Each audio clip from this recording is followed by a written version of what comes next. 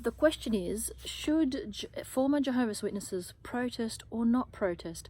I've had a lot of people, well, it really is polarizing. Some people feel that you really shouldn't, and some people feel that you should. The people who feel that you really shouldn't are people that have valid concerns. These are people that feel that if we demonstrate the wrong attitude, or if we look aggressive, or if we look unreasonable, we damage the movement. We damage the movement in the sense that it looks like we are just trying to be angry. We don't really know the issues at hand, possibly ruining it for others who want to make a change.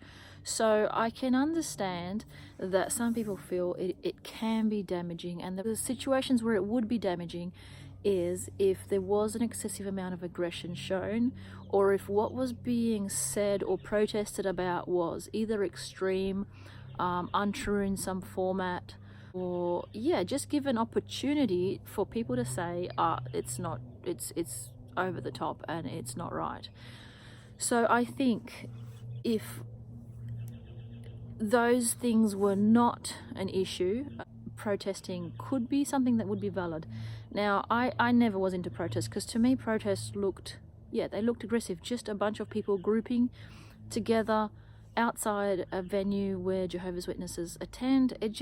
To me, it looked like it was going to be a recipe for trouble, and it was just going to give the wrong message. And I felt that way for a long time until I saw the London protest, and then I thought about other times in history. When in the past has there been a major movement where change had to be occurred and people had to be heard?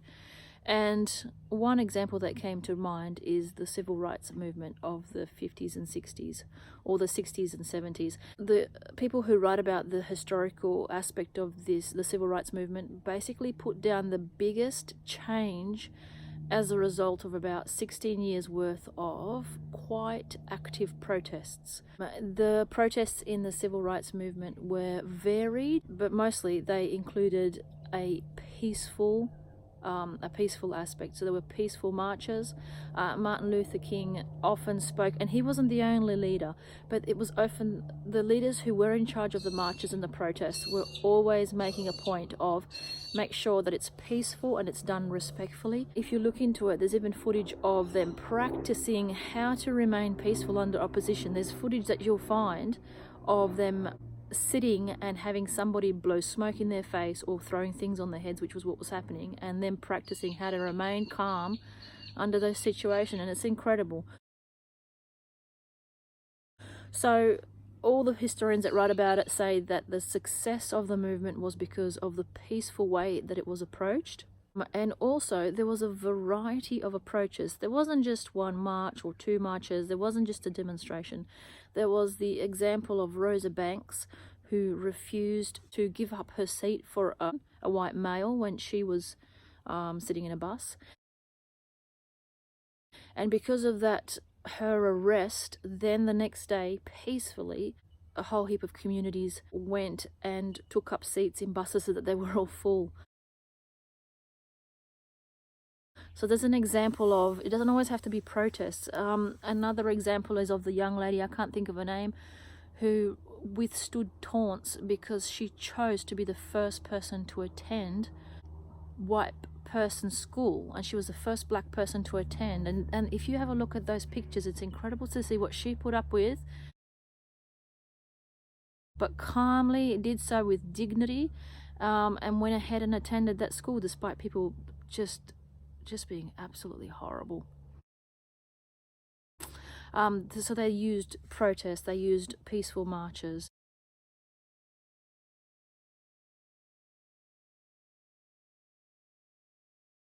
It's just a really interesting lesson that in that period of 14 to 15 years, it was just without let up. There were speeches, as we know, the famous Martin Luther King speech. There were rallies. That makes me think, okay, so if we choose not to protest, at the moment there are other avenues, and they work too. We have people on YouTube, we have Facebook groups, We have people who are working underground with writing to charity commissions and to children's safety groups. We have court cases. We have people who are fighting in those court cases and choosing not to get a payout so that they can go as far as they can to make a point. I only spoke to a person just recently who is in a situation where they could get a significant payout, and they said the money is not why I'm doing this. The money is the furthest thing from their minds. They want the rights to be corrected. They want those who have been hurt to be justified, to be heard. People don't want to do this for money. They want to save others who are trapped within it. The whole movement is about actions which will lead to change. So while I respect people who don't appreciate protests, and I totally respect that because they are doing other things with YouTube videos or they are doing other things in other ways, I also do believe that as part of a major movement, if done respectfully and carefully, protests do have a place. They do play a part, not a small part I should say, but a part, because don't forget that some of the Facebook groups are insular in the sense that only other Facebook people see. And a lot of the online things that we do, the YouTube channels, may be only searched by former Jehovah's Witnesses. If we want to educate the public, we will need to show the public what is going on, and they're not going to see it if it's just hidden in some small forum. Sorry, I shouldn't say small because they are huge, but we can't just limit our reach to certain online forums. It has to be in the face of the public. The public needs, most people that we meet on the street, as you know, they think that Jehovah's Witnesses are just a harmless, quirky organization. They don't realize the dangers. So the only way to get the public to see, as far as I understand, is to get that attention, to get into the media, to be out there physically, and having signs out is definitely one way to do it. Other ways would be art installations. There's a fantastic SJW in Sydney who's doing amazing work by portraying her childhood as a witness through art, and she's getting coverage and getting interviews on radio, and it's just amazing. That's fantastic. And all respect to her. So everybody's efforts and everybody's style, just like the civil rights movement, there wasn't one thing, but there's a whole series of events and actions that will make a difference. So if you are not sure about protests, don't do something that you're not comfortable with. Don't do them. If you're not comfortable with protests, don't do them. But if you do want to get, if we want to get the public to see this, we're going to have to reach out beyond the forums and the closed groups. We're going to have to go beyond. So that's my take on it. I used to be worried. I used to think they were too much in your face, but I think the dangers of the Jehovah's Witness organizations are too serious now. They are too broad and affecting too many people for us just to let it slip on and keep going. There's kids in this that need to be rescued. There's authorities that need to be notified that we need their help now to sort this mess out. And all the people that are coming out, there's a massive humanitarian need with the thousands, tens of thousands of people exiting who need the proper emotional support of reintegrating into a society that had been cut off from. And these things won't happen unless the public finds out what's going on. So that's my take on it. I would love your feedback. I'm sure I'm going to get comments either way of why you do or don't, but as I said, it's your choice, and I fully support whatever you believe makes a difference, and that's what you need to respond to. What your heart believes is the most important, because that's when you'll be authentic, and that's when your authentic voice will come out, when you do what you think. I love the idea too of some people that are doing with the Melbourne protest coming up. They're making little rocks. Apparently, I did not know this, but all the rage at the moment is to paint little rocks with little messages and drop them in places, and people find them, and there's whole groups about it online of the rocks you find and where to search, and it becomes like a fun hide and seek thing.